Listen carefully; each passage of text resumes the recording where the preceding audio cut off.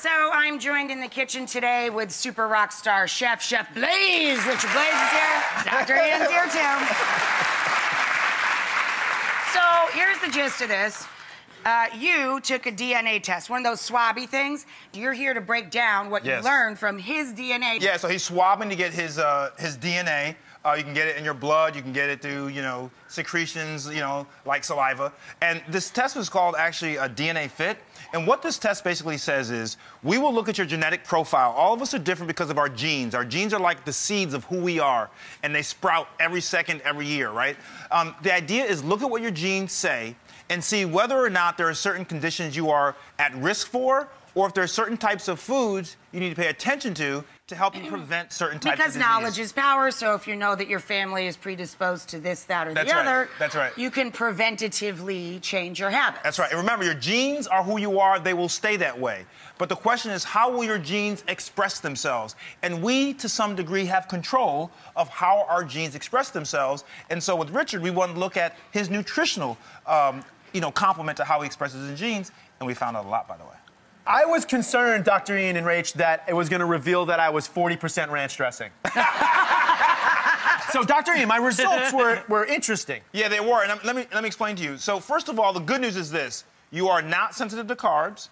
You are not sensitive to fats. And you are not lactose intolerant. So what I've done is I've designed some food based around what my genes told me, right? Okay. Which they told me that I needed to basically have a sensitivity to salt, right, so that I shouldn't, which really is horrible for a chef, by the way. His results show that he is sensitive to salt. You have to be careful. If you are salt sensitive, sometimes what happens is you end up having high blood pressure because you retain water. So the good thing about this test is even if your parents don't have high blood pressure or other family members, you may be at risk. So Richard is going to make something that is lower in salt. The next thing is antioxidants, okay? He has an increased need for antioxidants. Let's talk about this for a quick second. Can we talk about what is an antioxidant? Yeah, let's talk about that. Right. I got this for you. I don't know. That's a good point. Yeah, we always say this. Want them, but do you know what they are? Okay, so your body produces, and from your environment, you inhale or consume things that are called free radicals. These are small chemicals that can damage your tissues if they build up in large supply. What an antioxidant does is it actually neutralizes the free radical. It makes it no longer harmful. And so we want to increase our antioxidants to fight the free radicals to prevent having disease. Now, antioxidants are made in your body, but they're also consumed with foods that have vitamins A, C, and E, and foods that have selenium. So I'm going to show you a graphic of what it looks like. In the middle, the globe in the middle is your cell. It's releasing these antioxidants that, bam, take away the red dots, which were the free radicals. Therefore, the free radicals no longer exist, and therefore now you are not at risk for certain types of diseases. That's okay? cool. Amazing.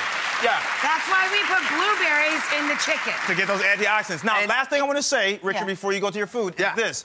That it also shows that he has an increased need for cruciferous vegetables, because his profile said that his enzymes that help his body detoxify, what do we mean by that, detoxify? It means that your liver, your kidneys, and other organs will cleanse your blood of these toxins that accumulate over the rest of your life.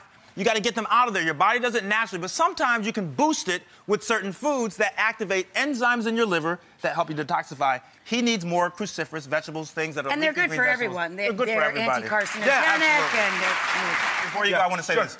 Your study also show, your results show that you have a sensitivity to caffeine, which does not mean that he's going to bounce off the walls when he drinks caffeine, but it means that he could be at an increased risk for bone demineralization. So you got to be a little careful how much caffeine you consume. Wait, I didn't know if you drink a lot of coffee, that affects your bone density? Yes, it can affect leaching from your bones. Oh my so you got to be careful of it. I drink a lot of coffee and I love salt. I'm a chef, so thank you so much for this. It's been a great revealing day for me.